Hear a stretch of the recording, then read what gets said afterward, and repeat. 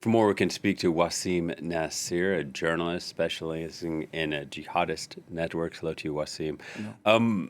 In the past hours, we've heard responses coming out of Moscow. So we're waiting to hear from President Vladimir Putin. But some officials possibly pointing the finger a little bit towards Ukraine, at least saying some of these assailants were fleeing in the direction of Ukraine. What did you make of that? Well, I think that they are trying to turn the tide into their interest, following their interest. Of course, they're going to try to capitalize on this attack to use it politically against Ukraine, of course. But it does not stand. If we look at the details of what happened, we can talk about the false flag when you have a bomb. When you have that explodes somewhere, you don't send so many people to attack this kind of crowds, and you say, okay, it's a false flag because those people can get arrested. Those people can talk. You see, so it doesn't fit. And if we look at the map, we'll see that there's a history of attacks claimed by the Islamic State. Maybe we could see it at this map on Russian soil. And here we are not talking about the war which was ongoing in the Caucasus, where the Islamic State has a foothold. So look. We had attacks as old as 2016, 2017, 2018, 2019, and an attack was foiled a few weeks ago against a synagogue in Moscow. A Russian national was arrested in Poland. A Russian national who fought in Syria was arrested in Poland in February. Another one was arrested in Turkey. He was working in a nuclear facility in Turkey. A Russian national in the ranks of the Islamic State working at the nuclear facility, you see. So it is not very surprising to see that the Islamic State has designated Russia as an enemy also when we know...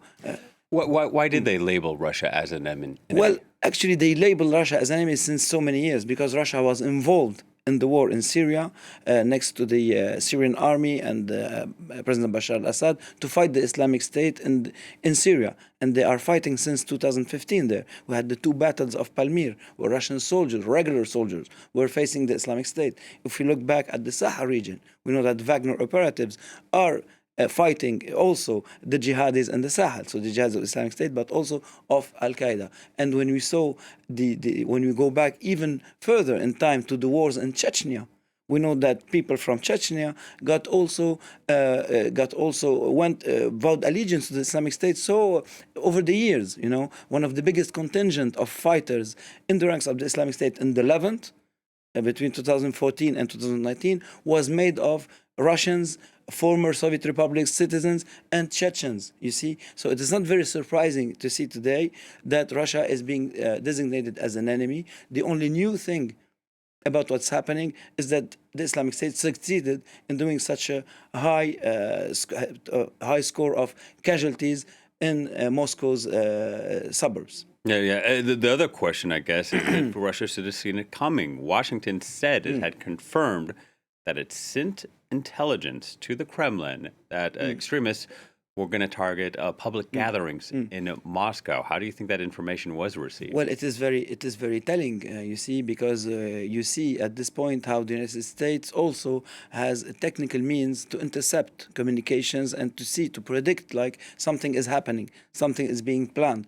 But then it is up to the Russian state, in this case, to do something or not, on one hand. And on the other hand, sometimes they try and they don't succeed to prevent an attack. As I told you, they prevented an attack against a synagogue by Islamic State cell a few weeks back. Remember, it was also the case when the United States told Iran that something is going to happen. But the Iranians, a few months back, weren't able to stop the attack from happening. So on this counterterrorism level, actually, there is cooperation still, despite grievances and war zones like Ukraine, like the Levant, like Gaza, and differences between actors.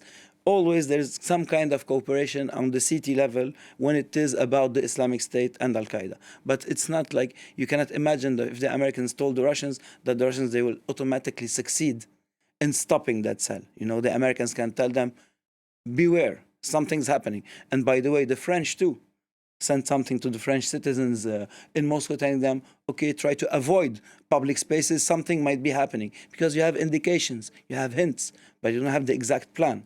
And then it's up to the Russian authorities to try to stop it, or not, as we saw. Yeah, all right. Wassim, thank you very much, Thank Wassim you. Nasr.